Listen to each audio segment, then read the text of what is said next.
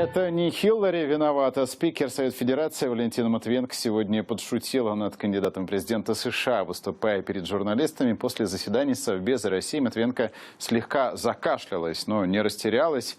Помогло ей чувство юмора. Простите, просто это не Хиллари виновата.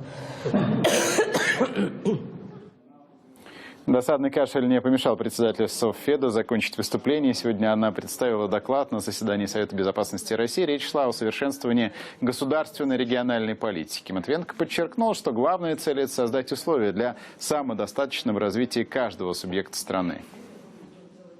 И в целом, последние годы мы наблюдаем тенденцию роста разрыва, дифференциации в экономическом, социальном, финансовом развитии. Поэтому нужны меры, необходимые сегодня, которые надо принять, с тем, чтобы снять остроту финансового положения ряда регионов. Но главное – построить налоговую политику, финансовую бюджетную политику, которая бы опиралась на бюджетный федерализм, таким образом, чтобы уменьшать эти разрывы и создавать условия для развития каждого региона.